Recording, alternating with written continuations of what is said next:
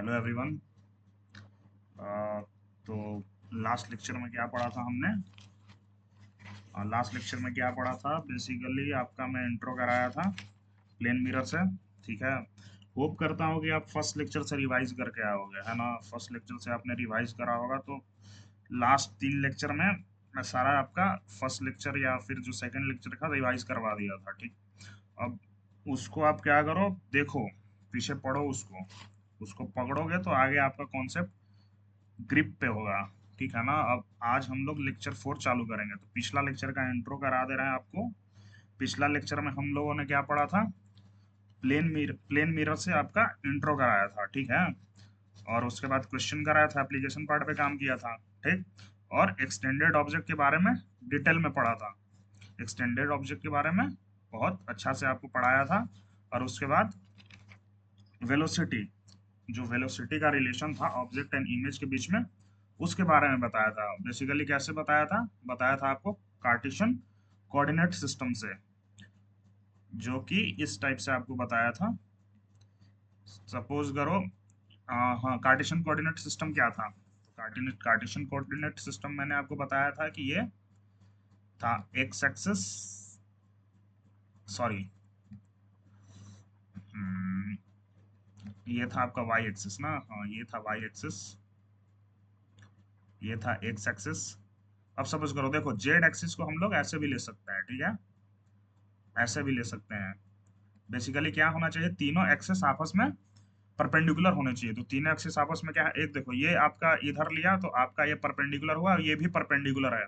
ये कहीं ऊपर से आपको दिखेगा, ठीक ना?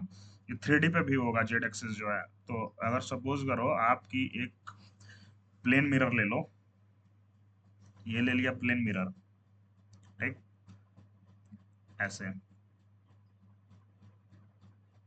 अब यही जो कार्टेशियन कोऑर्डिनेट सिस्टम है, अब इसको यहाँ पे रिप्लेस करके देखो। ठीक है।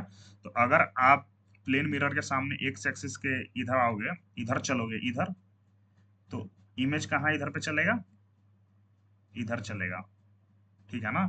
और वाई एक्सिस पे चलोगे, ऊपर, तो इधर कहाँ चलेगा? ऊपर ही चलेगा। ठीक। अब सपोज करो जेड एक्सिस, तो जेड एक्सिस आपको ऊपर उठ के चलना है, ऊपर उठ के चलना है। ठीक है, ऊपर उठ के चलोगे तो कहीं कहीं इस टाइप से चलोगे, ऊपर उठ के। ठीक।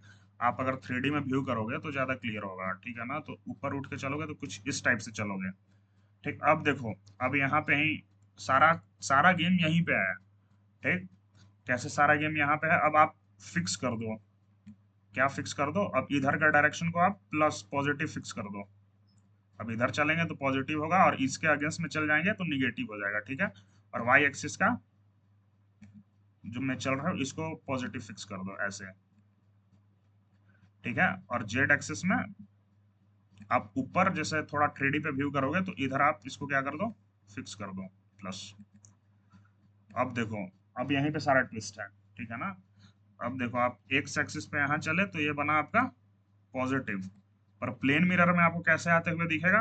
सामने आते हुए दिखेगा। जैसे आप इमेजिन करो कि आप प्लेन मिरर के सामने खड़े हो, ठीक है ना? प्लेन मिरर के पास जा रहे हो, नजदीक जा रहे हो, तो प्लेन मिरर को क्या लगेगा कि आप पास आ रहे हो उसके। ठीक है, कैसा लगेगा?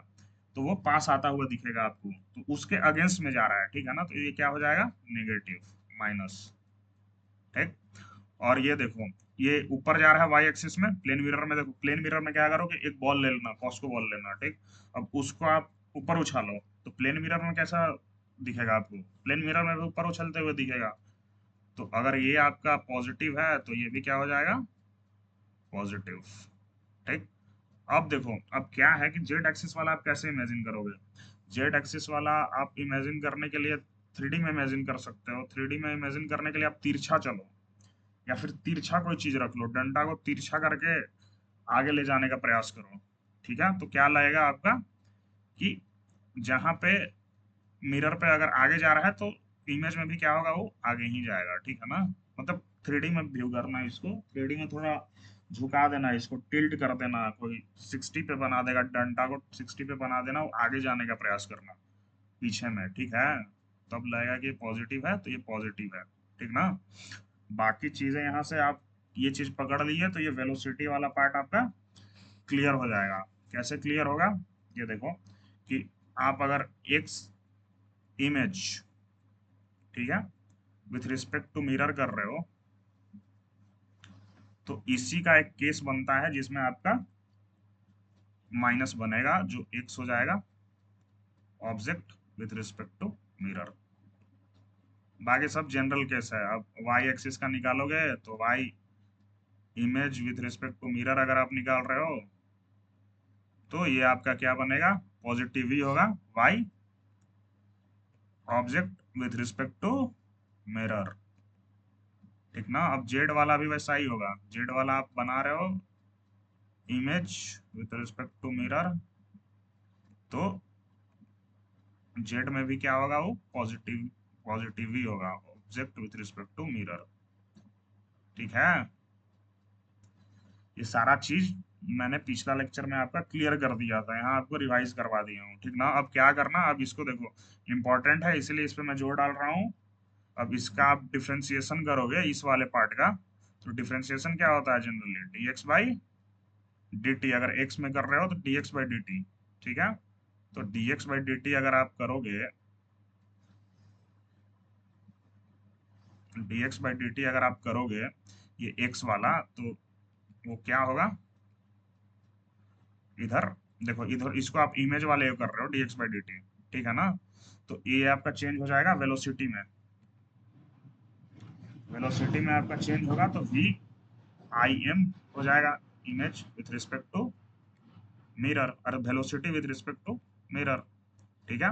अब इधर वाला के भी तो करना होगा आपका, ठीक है ना। डी एक्स जो किए आप image with respect to mirror किए ना यहाँ पे, ठीक, ये image with respect to mirror के dx बाई dt। अब इसको करोगे आप ये वाले को, तो ये माइनस पहले से लगा हुआ है तो माइनस पहले आ जाएगा, और फिर इसमें करोगे आप तो इसका भी dx बाई dt, इसका भी माइनस dx बाई dt, देख रहा हो ना, माइनस dx बाई dt। पर ये किसके रिस्पेक्ट में है, ऑब्जेक्ट का मिरर के साथ, ठीक है। तो यहाँ पे क्या हो जाएगा, V I M minus velocity of object with respect to mirror, बस यही ट्विस्ट था और कुछ नहीं है इसमें। सिमिलरली इसको भी आप करोगे तो y के रिस्पेक्ट में वो पॉजिटिव आएगा, क्योंकि यहाँ पे निगेटिव है, कोई साइन का चोचला है नहीं। और इसमें भी आपका, अरे सॉरी, इसमें पॉजिटिव आएगा और इसमें भी आपका पॉजिटिव ही आएगा, क्योंकि साइन का कोई चोचला नहीं है। इसमें dy बाई dt कर लेना, image with respect to mirror is equal to object क्या कर लेना, dy by dt object with respect to mirror, ठीक है। इसमें z में कर लेना dz by dt image with respect to mirror पहले कर लेना, और dz बाई dt करना object with respect to mirror. सब में वेलोसिटी आएगा, और सबका क्या होगा, साइन का कोई चोचला नहीं रहेगा। और एक और चीज आपको बताया था कि इसको आप ऐसे भी लिख सकते हो, सॉरी इससे समझ लो, इसको आप ऐसे भी लिख सकते हो, एक्स आई माइनस एक्स एम, ठीक है। और यहाँ देखो जनरली ब्रैकेट में है तो ब्रैकेट, अरे माइनस में है तो ब्रैकेट में ही कर लेना इसको, एक्सो माइनस एक्स एम, ठीक। ठीक है, इतना मैं बता दिया था आपको, अब इसमें रिवीजन करवा दिया। और ये वाला भी वैसे ही कर लेना, इसमें देखो माइनस माइनस था इसलिए माइनस लगा, इसमें माइनस माइनस कुछ नहीं लगेगा, उसको खोल देना। ये देखो ये आप ऐसे कैसे लिखे हो, तो ये आप पढ़े हुए काइनेमेटिक्स में, ठीक है ना।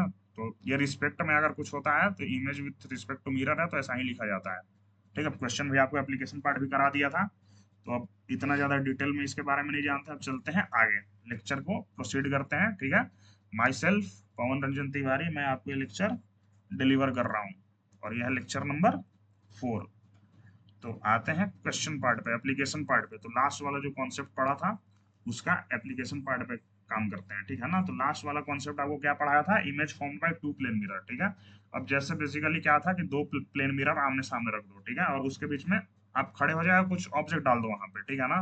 तो वो आपको कितना इमेज देगा, वो मैं आपको पिछला लेक्चर में क्या बताया था कि ऑब्जेक्ट का, अगर देखो दो प्लेन मिरर आमने सामने रख दो, ठीक है, और ऑब्जेक्ट सामने रखे हो तो क्या होगा, अगर ऑब्जेक्ट सामने रखे हो तो पहला इमेज आपको फर्स्ट मिरर पे बनेगा, सामने बनेगा। अगर आप देख रहे हो, आप सामने खड़ा हो, तो पहला इमेज आपको फर्स्ट मिरर पे बनेगा। पर फर्स्ट मिरर क्या सर्व करेगा? फर्स्ट मिरर ऑब्जेक्ट का सर्व करेगा काम, किसके लिए? सेकंड मिरर के लिए, ठीक है ना। तो वही चीज जो आपका है वो पिछले पे बन जाएगा। जो पहला पे इमेज बना था वो ऑब्जेक्ट बन जाएगा सेकंड मिरर के लिए, वो फिर बन जाएगा उस पे सेकंड मिरर पे इमेज बनेगा। फिर वैसे ही होता जाएगा, फिर इस पे ऑब्जेक्ट का सर्व हो जाएगा और फिर उस पे बनेगा। ये कंटिन्यूअसली चलता रहेगा, ठीक ना। कब तक चलता रहेगा? ये अपर्चर पर डिपेंड करेगा कि कितना चौड़ा आपका ये है मिरर है। अपर्चर जनरली क्या होता है? लाइट रेज लेने की एबिलिटी, ठीक है ना। मान के चलो कोई मिरर है, ठीक, तो अपने अंदर कितना कैपेसिटी रखता है लाइट लेने का, लाइट रेज लेने का, वही होता है अपर्चर। जनरली चौड़ाई होता है मिरर का, उसी को अपर्चर बोलते हैं, ठीक। तो जितना ज्यादा मिरर चौड़ा होगा उतना ज्यादा उसका इमेज बन सकता है, ठीक। तो वो उसी पर डिपेंड करेगा। तो उसके रिस्पेक्ट में हम लोग क्या करते हैं, एक क्वेश्चन करते हैं, एप्लीकेशन पार्ट पे करते हैं और चीजें क्लियर होगा, ठीक ना। तो क्वेश्चन क्या बोल रहा है? Figure shows a point object placed between two plane mirror, ठीक है। देखिए दो प्लेन मिरर है, एक प्लेन मिरर M1 और एक प्लेन मिरर M2। इस distance from M1 is 2 centimetre. और M1 से ऑब्जेक्ट का डिस्टेंस क्या है? 2 सेंटीमीटर।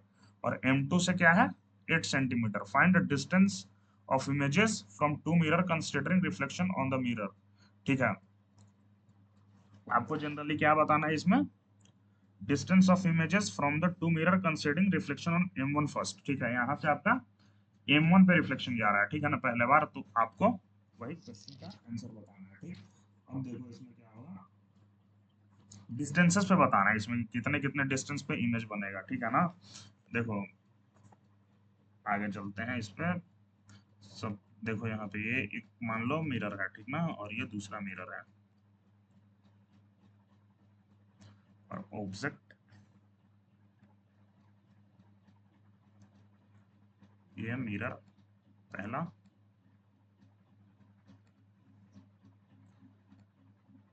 और ये मिरर आपका दूसरा।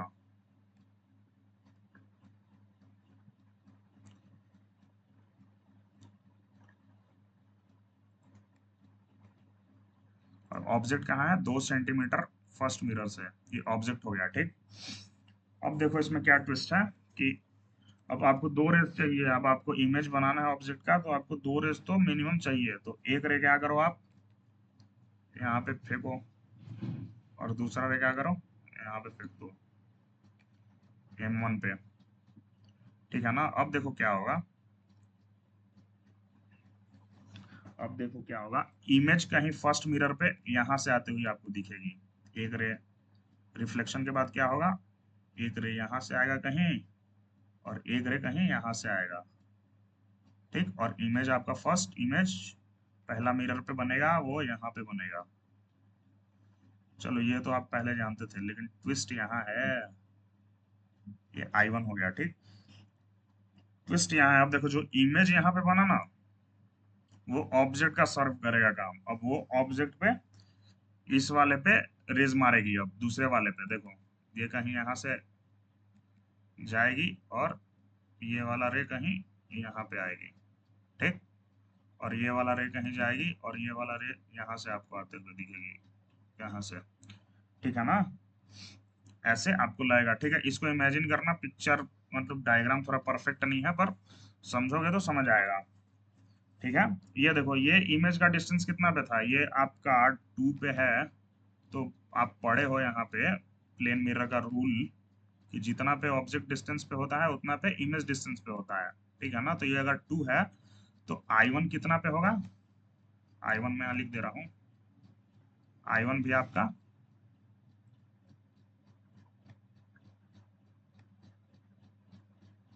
2 पे होगा, ठीक, 2 सेंटीमीटर। अब देखो, अब ये वाला ट्विस्ट को समझो आप। अब ये वाला कितना पे बनेगा? इसका भी तो रे लगेगा ना, ये कहीं पीछे से आ रहा है। तो ये आपका कहीं पीछे से आपको दिखेगा, एक रे यहाँ और दूसरा रे यहाँ। तो ऑब्जेक्ट से इसका डिस्टेंस कितना पे आपको दिखेगा? जो इसको हम लोग नेमिंग कर दे रहे हैं I1 विथ रिस्पेक्ट टू 2, ठीक है ना, ठीक। I12 इसका रिप्रेजेंट कर दे रहे हैं। इमेज है I, 12 इसका डिस्टेंस कितना पे हो जाएगा जी? I12 का डिस्टेंस कितना पे होगा? वो होगा कितना होगा बताओ? देखो यहाँ तक तो आपका कितना था? यहाँ तक था, क्वेश्चन में कितना दिया? हाँ यहाँ तक था 8। ठीक है, यहाँ तक था आपका 8। ये देखो ये है 8, ये था 8, और यहाँ तक कितना होगा बताओ? यहाँ तक कितना होगा?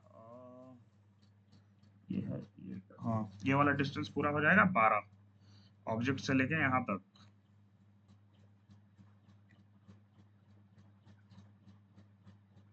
ठीक है ना? क्यों होगा इस पे? अब देखो यहाँ पे समझो, ये तो 8 हो गया, ये आपका 2 हुआ, और ये आपका 2 हुआ, ये मिलके कितना बन रहा है? 8, 2 10 और 2 12। तो I12 कितना पे होगा?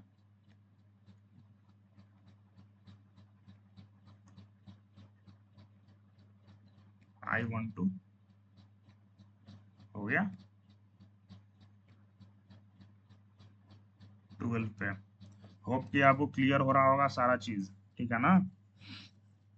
अब देखो, अब सिमिलरली क्या करो आप, अब इसके लिए ऑब्जेक्ट सर्व करेगा। देखो I12 बना, पर अब ये वाला इमेज जो यहाँ बना वो इसके लिए सर्व करेगा ऑब्जेक्ट पे। ठीक, अब रे यहाँ पे कर दो, एक रे यहाँ और एक रे कहीं यहाँ। ठीक है, तो पीछे से आपको आती हुई दिखेगी। वो रिफ्लेक्शन के बाद देखो, रिफ्लेक्टर किधर जाएगा? इधर जाएगा। तो रिफ्लेक्शन के बाद आपको कहीं पीछे से आती हुई दिखेगी, पीछे से ये वहां कहीं आते हुए दिखेगी। ठीक है ना? यहाँ पे कहीं आते हुए दिखेगी, और इसका हम लोग नेमिंग कर देते हैं I121। ठीक है ना? I121।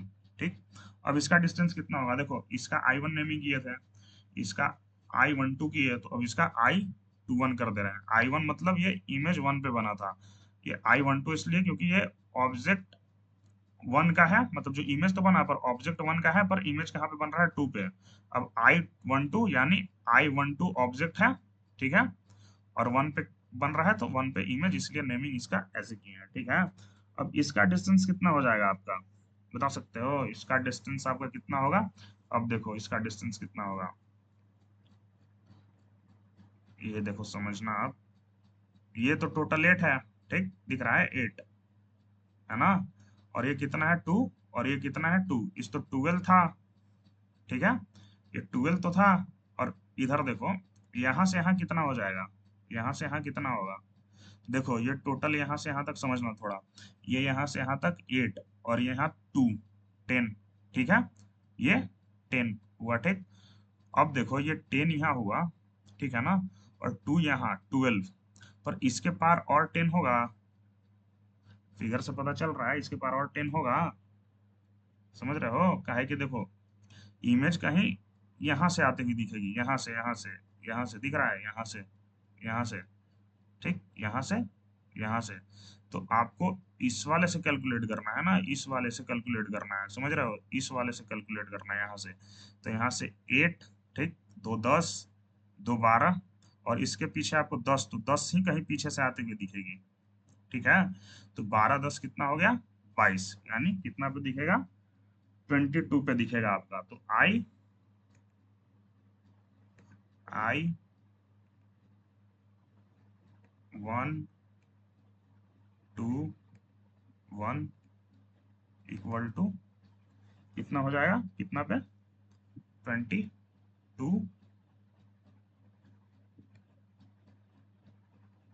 22 सेंटीमीटर। ठीक है, I21 कितना होगा? 22 सेंटीमीटर। ठीक है, एक और बनेगा। ठीक है, एक और कैसे बनेगा? अब देखो इसके लिए ऑब्जेक्ट, अब इसके लिए इमेज का, अरे सॉरी, इसके लिए जो इमेज बना ना अभी, वो ऑब्जेक्ट का काम करेगा इसके लिए। ठीक है, इसके लिए काम करेगा। ठीक, तो आपकी 2 रे और मारनी होगी। ठीक ना? तो 2 रे आप इमेज एक्सटेंड कर रहे हैं ना, ऐसे आप, हम इमेज एक्सटेंड कर दे रहे हैं, तो देखो एक रे कहीं यहाँ ऐसे, और दूसरी रे कहीं ऐसे, ठीक है। और आप क्या करोगे, पीछे से आती हुई दिखेगी वो दो रे।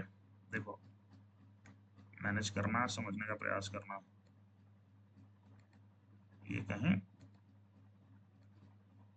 यहाँ से आती हुई दिखेगी, ठीक है, कहीं यहाँ। इसका नेमिंग कर दे रहे हैं I1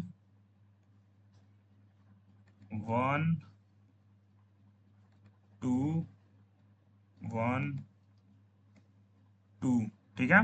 नेमिंग पता चल गया होगा आपकी, नेमिंग कैसे कैसे हो रहा है, ठीक है ना। अब I1 2 1 2 कितना के डिस्टेंस पे होगा, अब ये आपको बताना है, ठीक ना। अब देखो कितना के डिस्टेंस पे होगा, ये आप बता सकते हो इजिली। कैसे, I1 2 1 2, देखो गेस करो कितना पे होगा, ठीक ना। अब देखो इसका तो I1 2 1 जो था वो 22 पे था, ठीक है। तो यहाँ से यहाँ तक डिस्टेंस तो आपको पता है, यहाँ से यहाँ तक आपको डिस्टेंस पता है ना, वो कितना है 22, ठीक है। यहाँ से आपको पता है, तो यहाँ से लेकिन आ रहा है चीजें, चीजें यहाँ से जा रही हैं, ठीक है।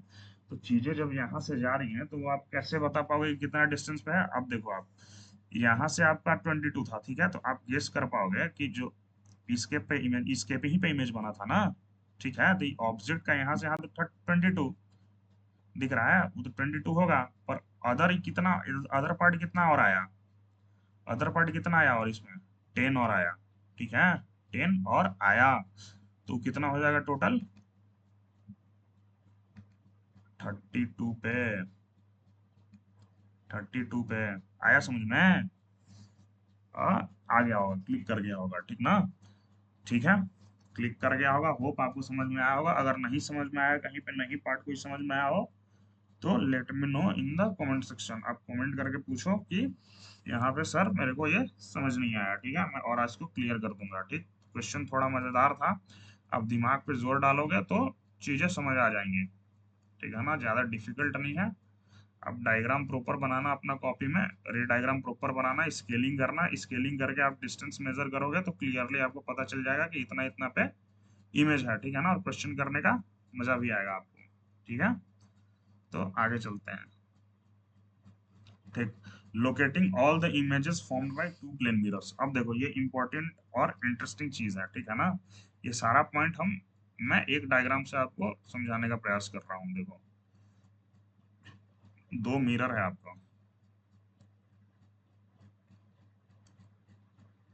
एक मिरर ये, एक मिरर ये, ठीक। और दोनों के एंगल के बीच में क्या है, दोनों थीटा है, ठीक। देखो arrangement of two plane mirror M1 and M2 are inclined at an angle theta. ये देखो आपका M1 है मिरर और ये है M2, ठीक। और दोनों कितने पे इंक्लाइंड है, थीटा पे इंक्लाइंड है, ठीक है ना। तो locating all the image from the plane mirror, देखो ये टॉपिक क्या बोल रहा है बेसिकली, अगर दो मिरर को आप थीटा पे इंक्लाइंड कर दो, ठीक है, एक मिरर सपोज करो, एक मिरर आप बेस पे ले लेना, ठीक है, और उसके ऊपर एक कहीं 60 डिग्री पे इंक्लाइन कर लेना, ठीक। एक मिरर आप नीचे हॉरिजॉन्टल में ले लेना और उसके ऊपर कोई टिल्ट कर देना 60 डिग्री पे, तो ये कितना पे आ रहा है, टिल्ट हो जा रहा है 60 पे, तो वही दोनों बीच में, और जो टिल्ट का एंगल ले लोगे थीटा ले लोगे, ठीक है ना। तो उस केस में दोनों मिरर कितना इमेज आपको बना के देगी, ठीक है ना, वो बेसिकली इसमें पता करना है, ठीक। उस वाले पिछले वाले जो क्वेश्चन किए थे वो दोनों मिरर कैसा था, वो दोनों पैरेलल था, ठीक। पर इसमें आप एंगल पे रख रहे हैं, तो इस केस में कितना इमेज बनेगा वो आपको पता करना है, ठीक। तो यहाँ समझने का प्रयास करो कि arrangement of two plane mirror M1 and M2 are inclined at an angle theta, तो अल्फा प्लस बीटा। देखो अब क्या करो आप कि ये जो थीटा है ना, इसको दो पार्ट में डिवाइड कर लो। दो पार्ट में कैसे डिवाइड करोगे, यहाँ कहीं ऑब्जेक्ट रख लेना, ये यहाँ, और इसको ज्वाइन कर लो दो पार्ट में, ये यहाँ, अरे यार shit, रुको,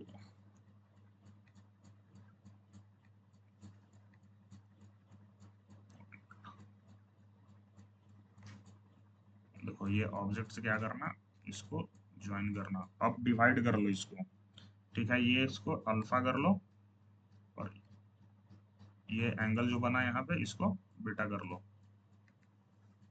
बीटा कर लो।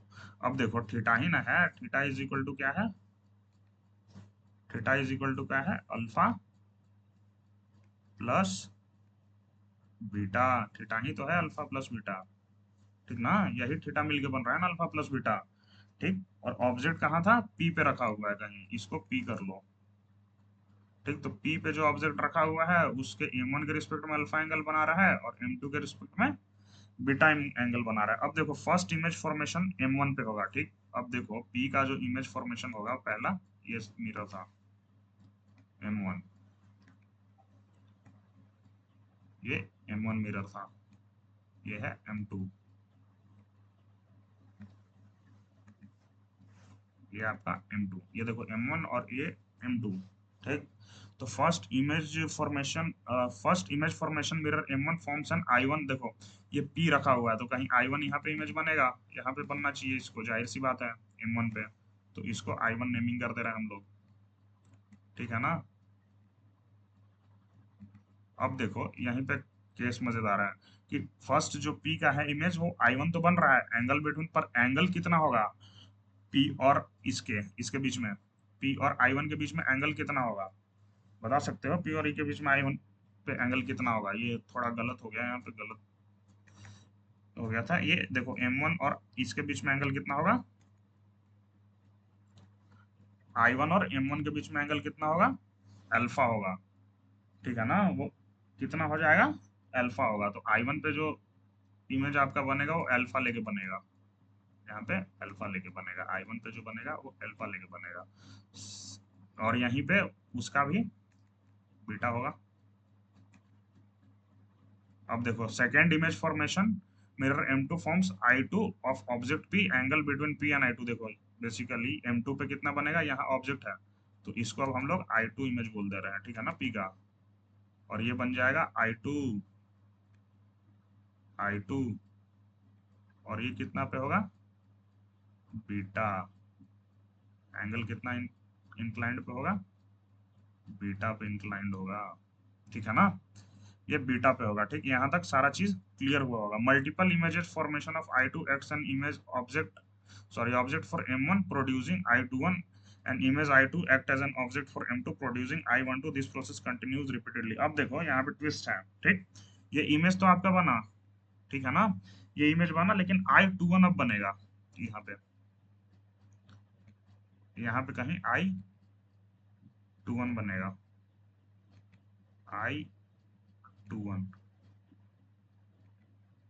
माने I2 image respect to mirror m1, मतलब वन के रिस्पेक्ट में दूसरा इमेज, मिरर वन के रिस्पेक्ट में दूसरा इमेज, और इसका एंगल कितना होगा, देखो इसका एंगल हो जाएगा आपका, इसका एंगल हो जाएगा अल्फा प्लस 2 बीटा, इसका एंगल हो जाएगा अल्फा प्लस 2 बीटा। कैसे होगा अल्फा प्लस 2 बीटा, देखो कोई रॉकेट साइंस नहीं है, ज्यादा डेप्थ में जाने का जरूरत भी नहीं है, आप याद रखो कि इसका अल्फा प्लस 2 बीटा होगा। और समझने के लिए कैसे समझ सकते हो, देखो यहाँ से एंगल तो अल्फा होगा, ठीक है, पर बीटा से डिस्टेंस दूर है ना इसका, बीटा से तो डिस्टेंस दूर है, तो इसलिए 2 बीटा, ठीक, बीटा से डिस्टेंस दूर है तो 2 बीटा, ठीक। सिमिलरली यहाँ पे कहीं I12 होगा, I12 होगा, और इसका एंगल कितना होगा, I12 किस लिए, तो I12 इसलिए क्योंकि I1 का इमेज बन रहा है, देख रहा हो ना, इसका इमेज बन रहा है, ठीक है, विथ रिस्पेक्ट टू 2, ठीक। इसका 2 का बन रहा था, यही ना ऑब्जेक्ट सर्व करेगा अगर सेकंड मिरर पे बन रहा है तो, इसका 1 2 के साथ, ठीक। तो इसका एंगल कितना हो जाएगा, 2 अल्फा प्लस बीटा,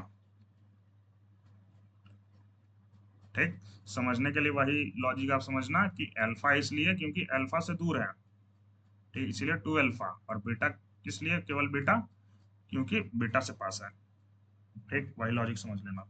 यहाँ तक आप क्लियर हो गया होगा सारा पॉइंट। अब देखो image I1 M2 and producing I12, ये I12 यहाँ पे बन गया। दिस प्रोसेस कंटिन्यू, अब ये प्रोसेस कंटिन्यूअसली होगा। कब तक होगा? 360 डिग्री तक। Condition for image formation keeps forming until the total angular space 360 around the mirror is filled. अब देखो यहाँ यहाँ जितना आपका बनेगा ना वो एकदम, फर्स्ट इमेज अगर यहाँ बना है, सेकंड इमेज अगर यहाँ बना है, तो सर्कुलर फॉर्म में आएगा, ऐसे ऐसे ऐसे ऐसे। थोड़ा मैनेज करना है यार।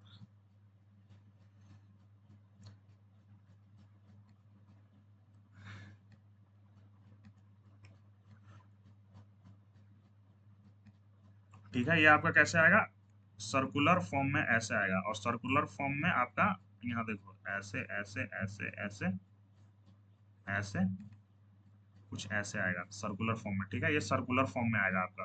कब तक? Condition for image formation, image keeps forming until the total angular space 360 around the mirror is filled. अब ये देखो I1 यहाँ पे बना, वही सर्कुलर पे I21 बनेगा। सिमिलरली ये कंटिन्यू करते जाएगा जब तक फिर रिपीटेशन ना आने लगे, जब यहाँ तक नहीं पहुंच जाए। समझ रहे हो चीजों को? तो 360 तक ये क्या करेगा? रिपीट करेगा 360 डिग्री तक, और सारे सर्कमफेरेंस पे आएंगे जितना इमेज फॉर्म हो रहा है। ठीक है ना? इंपॉर्टेंट हिंट अब क्या है? All image form by plane mirror are virtual. सारा वर्चुअल होगा। वर्चुअल किस लिए होगा? क्योंकि प्लेन मिरर वर्चुअल इमेज देता है। अब अगर इमेज के सामने खड़े हो, अरे सॉरी, मिरर के सामने खड़े हो, तो इमेज आपका पीछे बन रहा है। जनरली आप इमेज फॉर्मेशन से पता करोगे तो दो रेज आप उस पर मार रहे हो, तो पीछे आपको एक्सटेंड करना पड़ रहा है मिलाने के लिए वो दो रे को, और जहां पे मिलाना पड़ता है दो रे, वहां पे आपका वर्चुअल इमेज। ठीक है? ठीक। देखो 360 तक बनेगा, और जब सारा रिपीटेशन हो जाएगा यहाँ तक, उसके बाद कोई भी इमेज नहीं बनेगा। ठीक है? इंपॉर्टेंट हिंट बता दें, वर्चुअल होगा तो object must be in front of the mirror और इट्स एक्सटेंशन। ऑब्जेक्ट आपका मिरर के फ्रंट पे होना चाहिए, तो आपको पता ही है। ठीक, अब आगे चलते हैं। होप कि ये वाला सारा पॉइंट आपको क्लियर हुआ होगा। ठीक है ना? और पढ़ने में आपको मजा आ रहा होगा। ठीक, आगे चल। अब देखो जितना पार्ट हम लोग पीछे किए हैं ना, जितना पार्ट वो पीछे वाला में पढ़े हैं, उसको आप सारा समराइज कर सकते हो, और केवल इतना याद आप रख लिए तो आपका मोर देन इनफ पार्ट है वो। आपका सारा क्वेश्चन इससे हो जाएगा। खाली इतना आपको याद रखना है बस। वो जितना आप पीछे समझे तो वो तो आपका प्लस पॉइंट में है कि आप उतना समझ समझ गए हो, किसी को डिलीवर कर पाओगे। और किसी को डिलीवर करोगे पॉइंट, तो फिर वो तो फिर उसको मजा आ जाएगा, लगेगा कि हाँ सामने वाला बहुत थोड़ा है, नॉलेजेबल है, जानकार आदमी है। ठीक है? पर इतना चीज करोगे तो ये भी मोर देन सफिशिएंट। सारा क्वेश्चन आपका उस वाले पार्ट का हो जाएगा, और वो चीज आप डिलीवर करोगे किसी के सामने तो नॉलेजेबल लोगे। ठीक है? पर ये वाला चीज आप पकड़ लिए हो तो इससे आपका सारा क्वेश्चन हो जाएगा।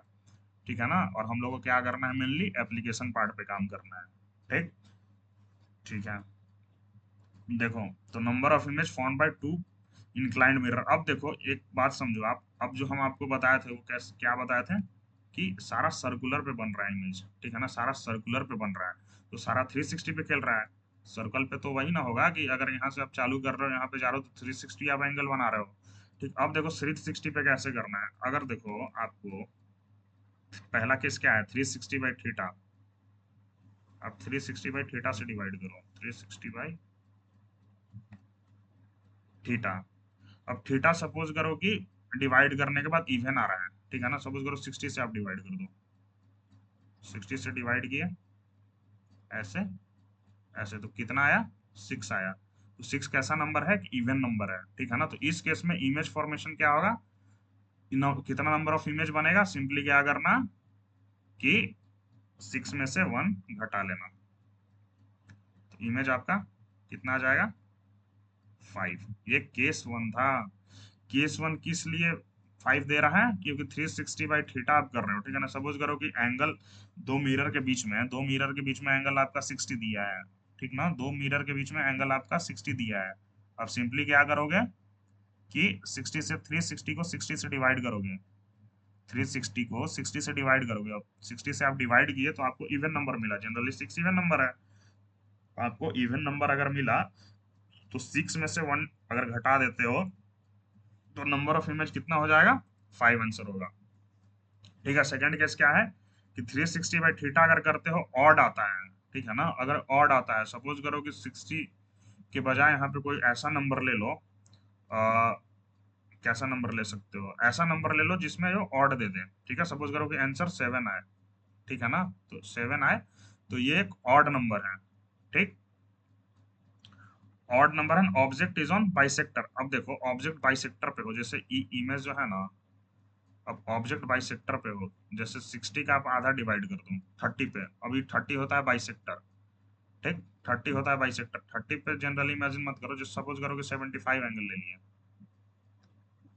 75 लिए दो मिरर के बीच में, और 360 को 75 करने के बाद सपोज करो कि वो ऑड आ रहा है। और ऑड कैसे आ रहा है, अगर ऑड जो ऑब्जेक्ट रखा हुआ है वो 75 के एकदम बीच में रखा हुआ है, ठीक है, अगर 75 के एकदम बीच में रखा हुआ है तो नंबर ऑफ इमेजेस कितना आएगा। तो सपोज करो कि आप 360 को 75 से डिवाइड कर रहे हो, क्या ऑड नंबर आ रहा है, देखते हैं।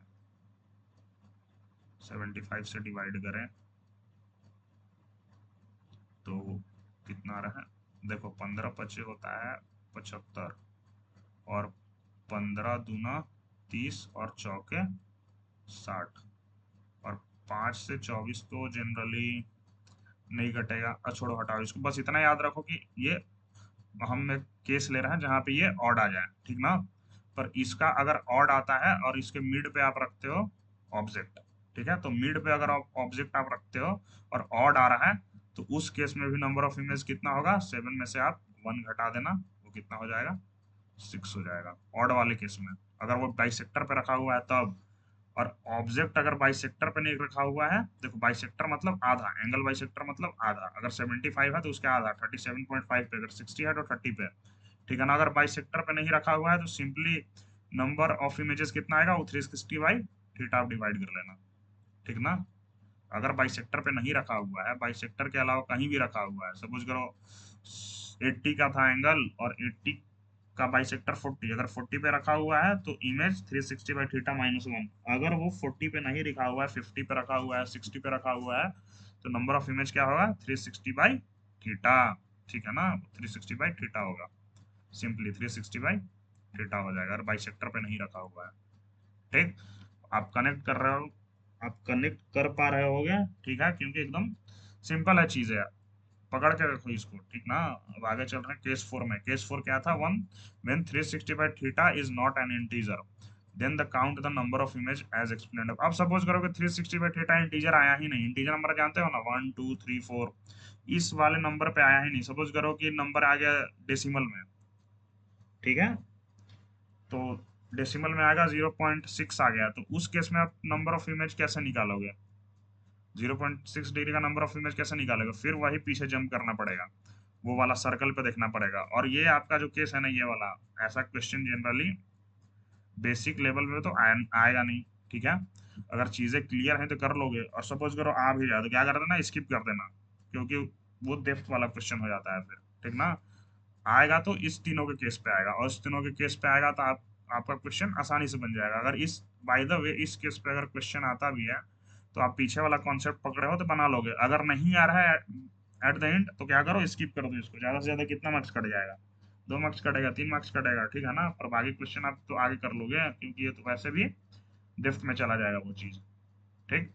अब 360 बाई थीटा अगर इंटीजर नहीं आ रहा है तो कैसे कैलकुलेट करोगे, देखो यहाँ पे कैसे कैलकुलेट करोगे, ऐसे कैलकुलेट करोगे, ये वाला कॉन्सेप्ट लगा के कैलकुलेट करोगे, ठीक है, ठीक। होप कि आपको सारा ये पॉइंट क्लियर हो गया होगा। अगर कोई भी पॉइंट क्लियर नहीं हुआ होगा तो let me know in the comment section, ठीक है ना। अभी तक जितना था सिंपल चीजें थी, पर मजेदार चीजें थी जो भी था। आप क्या करो, सारा इसको ग्रिप पे ले आओ, जितना बार रिवाइज करोगे, जितना बार आप अच्छे से नोट्स बना रहे हो, उसको रिवाइज कर रहे हो, तो आपका चीजें ग्रिप पे आ जाएंगी, ठीक। तो आगे चल रहे हैं, आगे अब एप्लीकेशन पार्ट पे काम कर देना, इसका एक क्वेश्चन करा देना बढ़िया सा और आपका क्लियर हो जाएगा, ठीक है ना। देखो क्वेश्चन क्या बोल रहा है कि two mirror are inclined at an angle 30 degree and object is placed making 10 degree with the mirror M1। अब देखो दो मिरर है, वो कितना पे है, एक मिरर ये और एक मिरर ये, दो मिरर है, वो कितना पे है, 30 पे, देख रहा हो ना, ये है 30 पे, ये 30 पे, ये M1 हो गया और ये M2,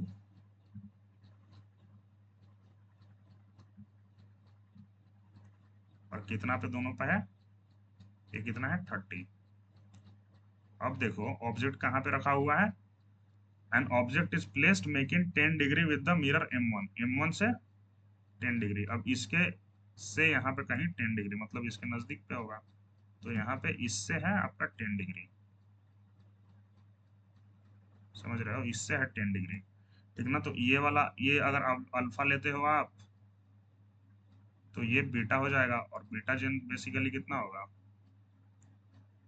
बीटा होगा आपका 20 डिग्री, ठीक। ये पूरा 30, ये 10 और ये 20, ठीक है ना। ठीक। अब देखो क्वेश्चन क्या बोल रहा है कि find the total number of images using direct formula. इसमें डायरेक्ट फॉर्मूला से बताओ, और दूसरा है कि काउंट द इमेजेस, काउंटिंग वाला जो पहले कॉन्सेप्ट समझाया था आपको, ठीक ना। तो डायरेक्ट फॉर्मूला से आप करोगे, देखो बाइसेक्टर पे तो है नहीं, ठीक। पहले तो पता करो कि इवन है कि ऑड, उसके बाद तो बाइसेक्टर पे आएंगे। तो 360 बाई थीटा करो, 30 करो, 30 कितना होगा ये, 360 बाई 30 किया तो एक जीरो कट गया, एक जीरो कटा, और 3 से कितना बार में कटा, 3 वन जा 3 और 3 टू जा 12।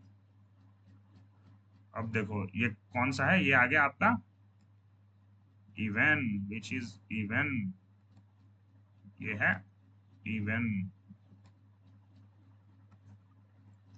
इवन, इवन 12 एक इवन नंबर है।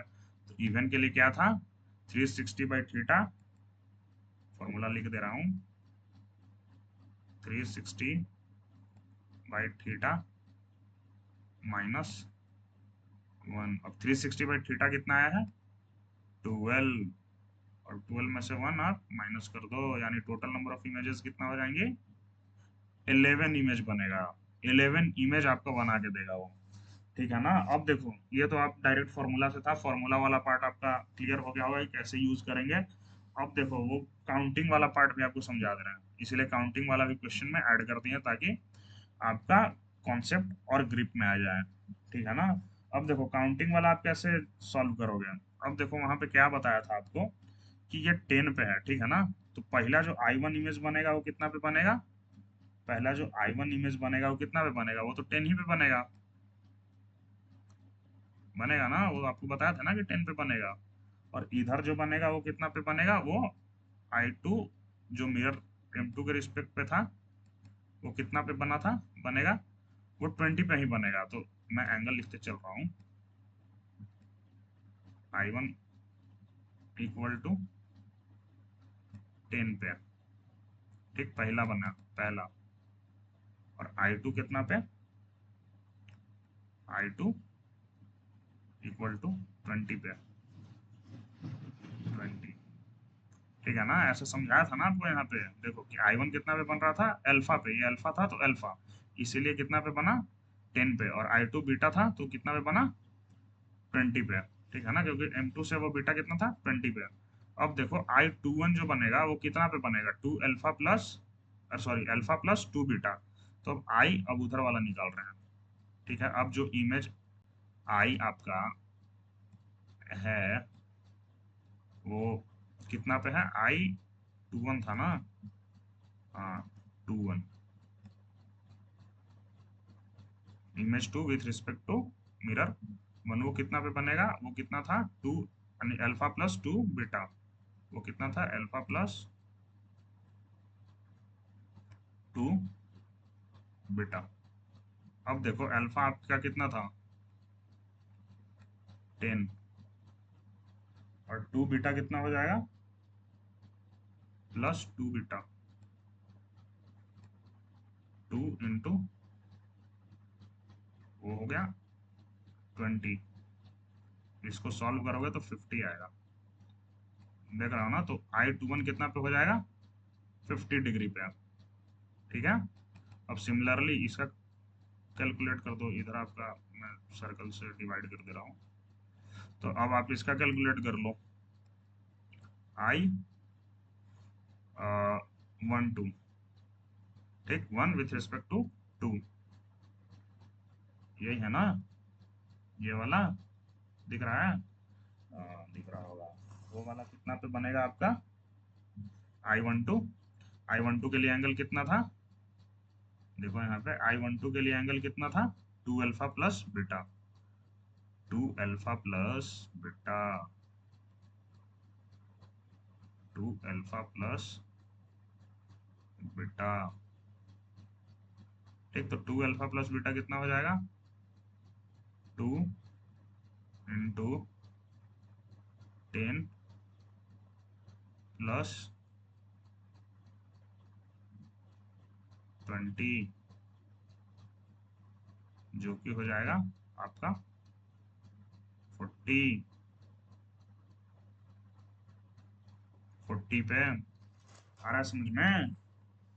ठीक है, आ रहा होगा अब, आपको मजा आ रहा होगा। अब देखो इसका एक ट्विस्ट है, ट्विस्ट कुछ नहीं है, आप यहाँ तक कैलकुलेट किया ना, आप कुछ कैलकुलेट करने का जरूरत नहीं है, आप अब क्या करना है, मल्टीपल मल्टीपल खेलना है आपको।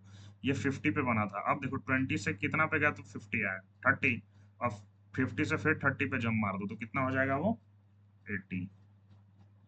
ठीक है, यहाँ पे 80 आ गया। अब यहाँ देखो 10 से कितना पे गया था 40, तो कितना पे जंप मारे थे 30 पे, तो यहाँ पे भी अब 40 से 30 पे जंप मार दो, वही प्रोसीजर है। कितना पे हो जाएगा 70, फिर वही करो ये और इसका ये देखो इस पे फिर 30 का, तो वन वन कितना पे हो जाएगा 0, और ये कितना पे हो जाएगा 100 पे। ऐसा तब तक करना है जब तक ये कितना हो जाएगा 0, 360 तक दोनों टच ना कर जाए, दोनों क्या, दोनों मिलकर 360 तक टच ना कर जाए। ठीक है, अब एक बार और कर लो, इसको करोगे तो 113, अरे नहीं 130,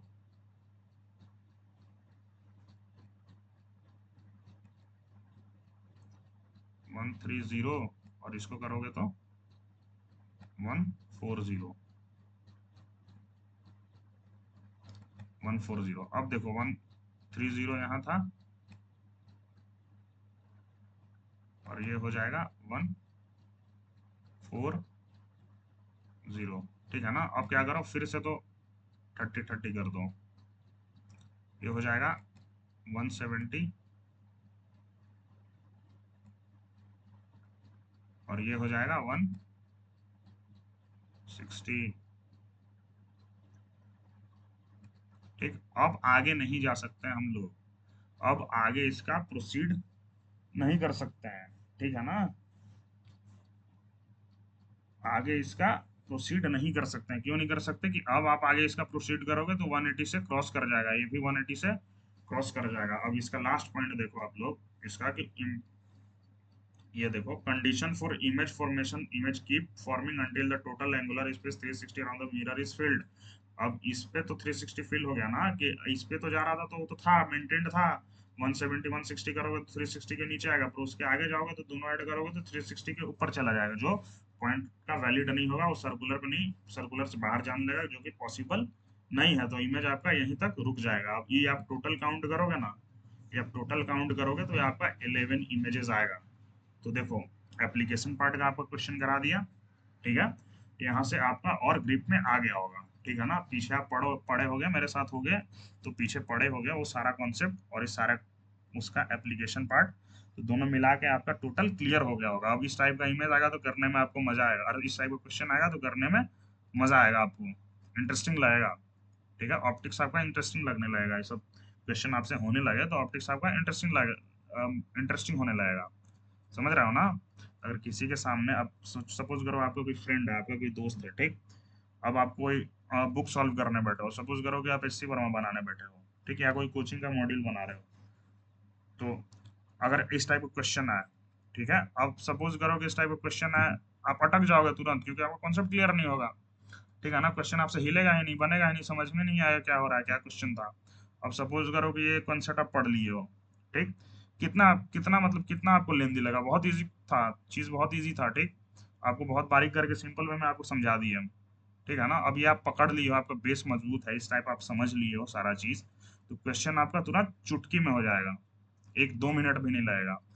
डायरेक्ट आपको याद आएगा कि हाँ सर तो बताए थे कि 360 बाई अगर हम 20 कर रहे हैं यार तो इवन आ जा रहा है, इवन में तो सर बताए थे माइनस कर दो, ऑड आ जा रहा है, ऑड में अगर बाई सेक्टर पे है तो 360 बाई थीटा में से 1 माइनस कर दो, समझ रहे हो ना? अगर बाइसेक्टर पे नहीं है, इधर जा रहा है, बाइसेक्टर पे नहीं है, इधर उधर जा रहा है, तो 360 बाई थीटा ही हो जाएगा। अगर इससे नहीं हो रहा है तो ये वाला भी आपको क्लियर करा दिए, इससे हो जाएगा। और ये भी बता दिए अगर ये वाला आ जाए, अगर आपको लेंदी लग रहा है, वैसे लेंदी तो नहीं है, पर स्किप कर दो, कितना ही मार्क्स कटेगा, 2-3 मार्क्स। पर अगर हो जा रहा है तो आपका कॉन्फिडेंस और 7वां आसमान में पहुंच जाएगा। समझ रहे हो ना?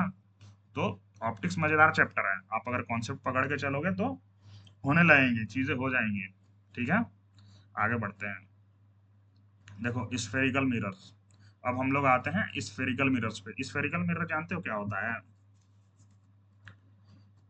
स्फेरिकल मिरर, अब बता सकते हो स्फेरिकल मिरर क्या होता है? देखो, spherical mirror is formed by polishing one surface of a part of a sphere. देखो अब क्या करो आप, ग्लास बाउल देखे हो?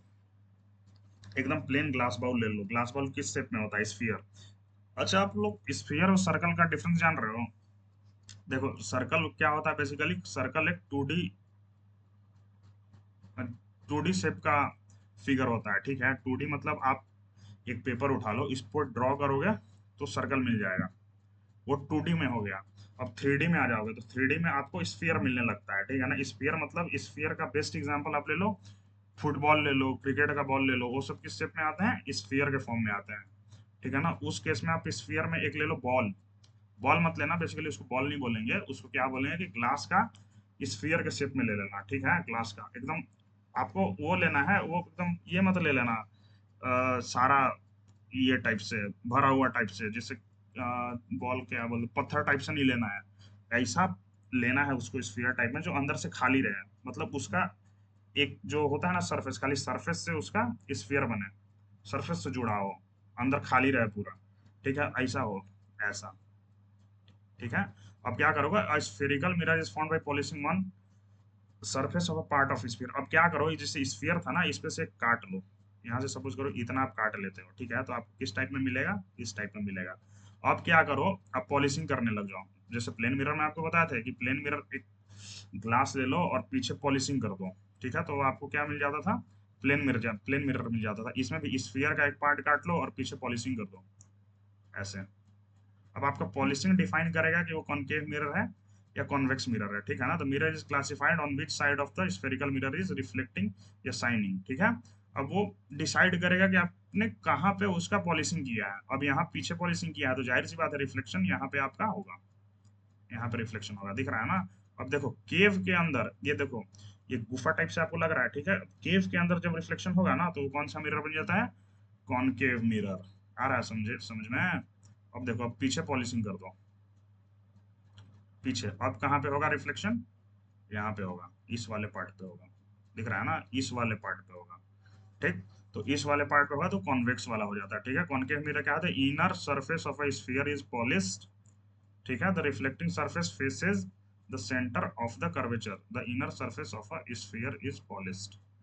हाँ देखो, inner surface of the sphere क्यों बोल रहा है वो? क्योंकि इसको जब अपन कट किए थे ना, अरे ये थोड़ा सा मिस्टेक हो गया होगा।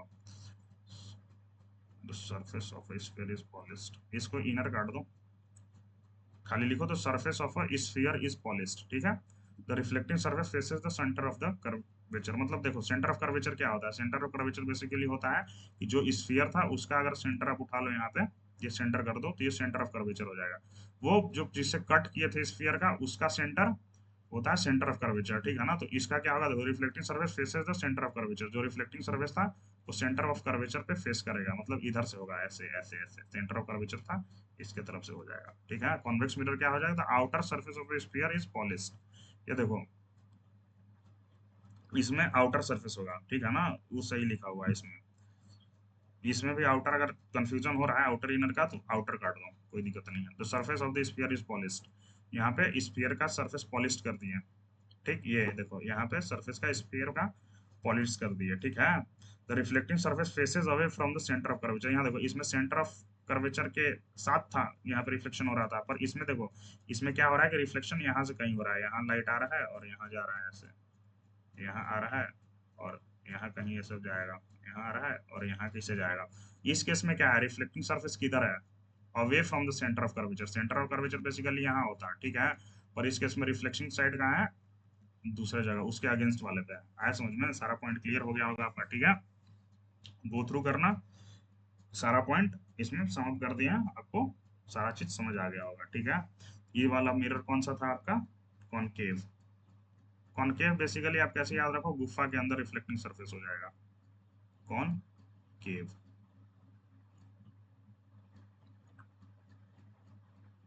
कॉनकेव, और ये वाला कौन सा होगा, कॉन्वेक्स।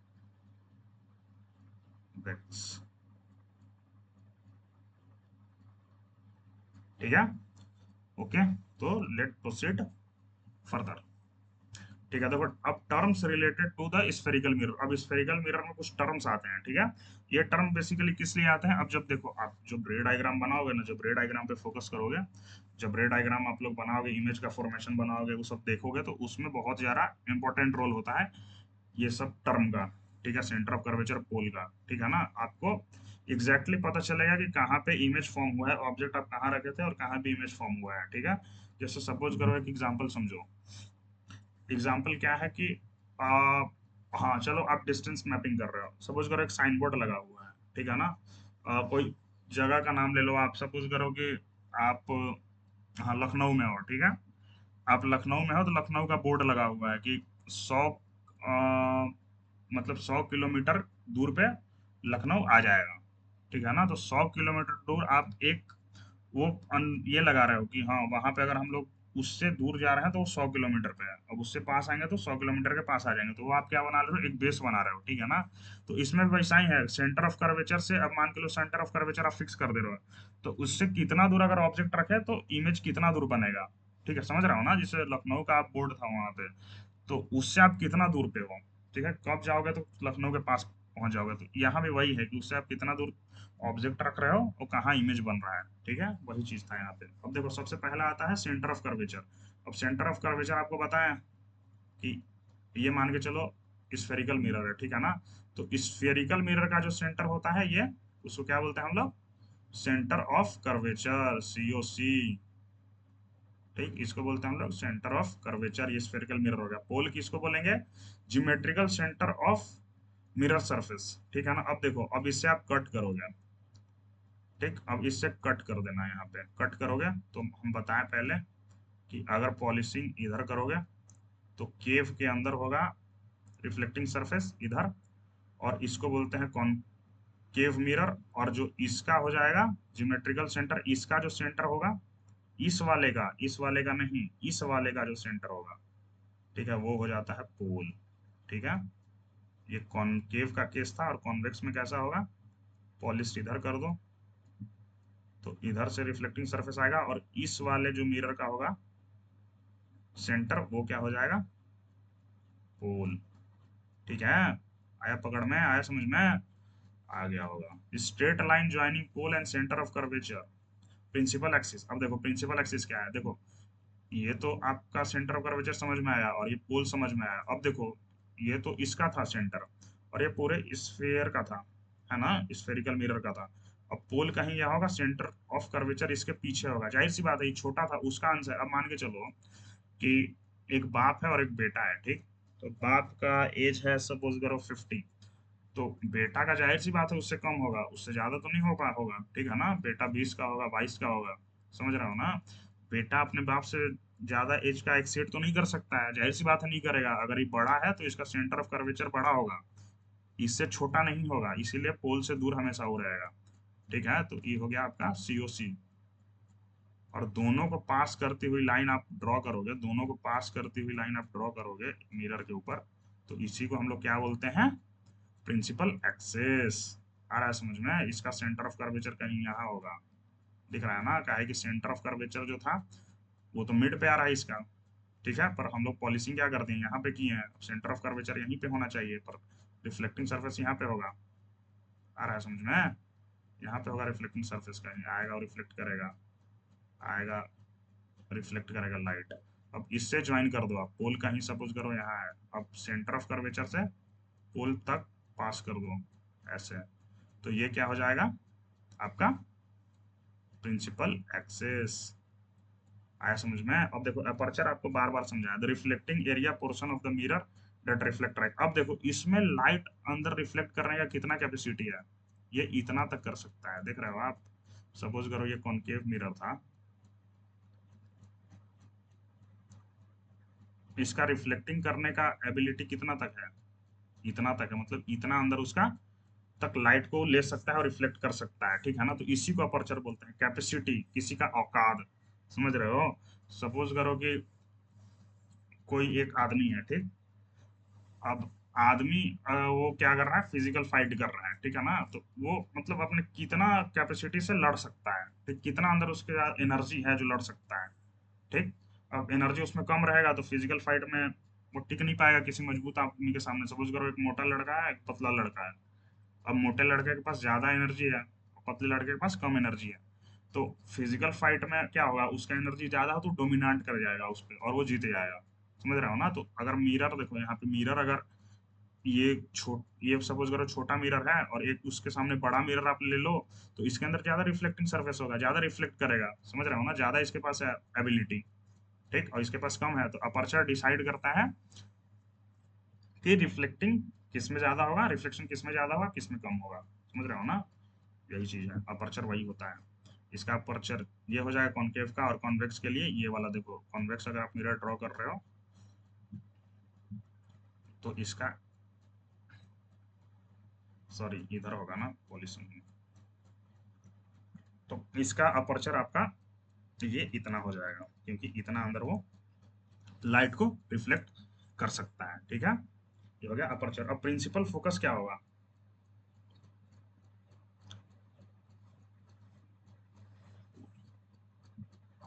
पोल समझ में आया होगा। पोल इसका सेंटर, समझ रहे हो ना। ये मिरर का कहीं मिड पे आएगा तो ई पोल हो जाएगा। पोल के आप यहाँ पे रिप्रेजेंट कर सकते हो, ये पोल यहाँ से नहीं, यहाँ पे रिप्रेजेंट करना इसका भी, इसका एकदम मिड सेंटर पे होगा, समझ रहे हो। पोल क्या होगा, ये वाले जो आपने कॉनकेव मिरर बनाया है उसका एकदम मिड वाले सेंटर पे, और ये वाले का मिड सेंटर पे पोल, ठीक है ना। मतलब जो आप मिरर ले रहे हो, जैसे सेंटर ऑफ कर्वेचर क्या था, सेंटर ऑफ कर्वेचर क्या था कि स्फीयर का जो सेंटर आप उठा रहे हो वो सेंटर ऑफ कर्वेचर, पर इस केस में क्या होगा, कट किए आप निकाले इसका, जो यहाँ पे बना वो मिरर बना, अब उसका जो मिड पॉइंट ले रहे हो आप, मतलब जो ले रहे हो मिड पॉइंट, वो क्या हो गया, पोल हो गया, ठीक है ना। और इसका भी क्या हो गया, ये पोल हो जाएगा, ठीक। वो पोल कहाँ पे लाई करेगा, मिरर के मिड पे, है समझ में। तो centre of the mirror is called pole, ठीक है। अब प्रिंसिपल फोकस क्या होगा, point where parallel rays after reflection meet concave और अपीयर टू मीट कॉन्वेक्स। देखो इंपॉर्टेंट है, प्रिंसिपल फोकस इंपॉर्टेंट होता है, ठीक ना। किस लिए इंपॉर्टेंट है, ये देखो ये था आपका ये कॉनकेव मिरर, ठीक। कॉनकेव मिरर में क्या होगा कि लाइट रेज आएंगी, रिफ्लेक्ट करेंगी, लाइट रेज आएंगी, रिफ्लेक्ट करेंगी। और ये आप प्रिंसिपल एक्सिस कहीं बना दो ऐसे, और रिफ्लेक्शन के बाद कहीं इधर से आती हुई दिखेगी लाइट यहाँ कहीं, और रिफ्लेक्शन के बाद कहीं यहाँ। और जहाँ दोनों लाइटर मीट कर जाए प्रिंसिपल एक्सिस पे, यहाँ पे सपोज करो मीट कर गया प्रिंसिपल एक्सिस पे, ठीक है ना, यहाँ पे मीट करा, तो इसको क्या बोलेंगे हम लोग, पोल, ठीक है। इसको क्या, अरे सॉरी पोल नहीं, फोकस, इसको क्या बोलेंगे, प्रिंसिपल फोकस, फोकस, ठीक है। इसको क्या बोलेंगे, फोकस, ठीक ना। इसको क्या बोलेंगे हम लोग, फोकस। देखो प्रिंसिपल फोकस का आप कैसे डिफाइन कर सकते हो, when parallel raise of light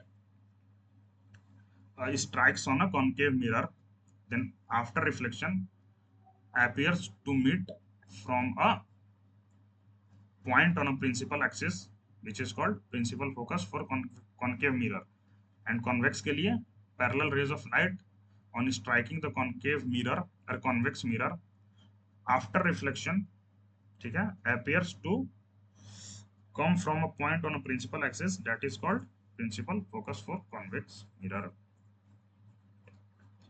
ठीक है। इसमें अपियर टू मीट होगा और इसमें मीट कर जाता है। अपियर टू मीट किस लिए होगा, देखो कि ये आपका हो गया प्रिंसिपल एक्सिस, और इस केस में आप लाइट यहाँ पे रे मारे, और इस केस में लाइट यहाँ पे रे मारे, रिफ्लेक्ट करा ऐसे, ऐसे, और ये पीछे से आते हुए दिखेगा आपको, यहाँ से ऐसे ऐसे डॉट आपको मिलाना पड़ेगा, देख रहा हो ना, यहाँ पे आपको मिलाना पड़ेगा। तो प्रिंसिपल एक्सिस में कहीं पीछे से आके दिखेगा, तो अपियर टू मीट होता है। इसमें खुद से होता है, इसमें अपियर टू मीट कराना पड़ता है, ठीक है ना। तो इसी को क्या बोलते हैं हम लोग, appear to meet correct point से, उसको क्या बोलते हैं हम लोग, फोकस, ये बोल देते हैं प्रिंसिपल फोकस। ठीक, अब फोकल लेंथ क्या हो जाएगा, पोल और फोकस के बीच का डिस्टेंस। अब ये देखो, ये पोल था आपका, देख रहे हो, कॉनकेव मिरर का मिड पे पोल बोल लिए, और यहाँ पे कहीं फोकस, सपोज करो ये फोकस होगा ये, और इसके बीच का जो डिस्टेंस होगा उसी को क्या बोलेंगे हम लोग, आपका फोकल लेंथ। ठीक है ना। और यहाँ पे भी वही होगा, ये पोल हो गया आपका, और यहाँ पे कहीं फोकस होगा, उसके बीच का जो डिस्टेंस होगा, पोल और फोकस के बीच का डिस्टेंस होगा, वो क्या होगा, आपका फोकल लेंथ।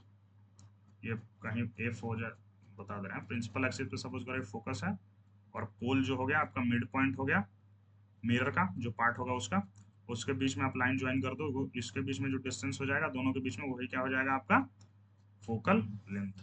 ऐसा समझ में आ गया होगा। अब एक चीज बताओ, देखो जो सीओसी होगा ना, सेंटर ऑफ कर्वेचर, वो हमेशा बड़ा होगा फोकस से, समझ रहे हो, फोकस से वो बड़ा होगा।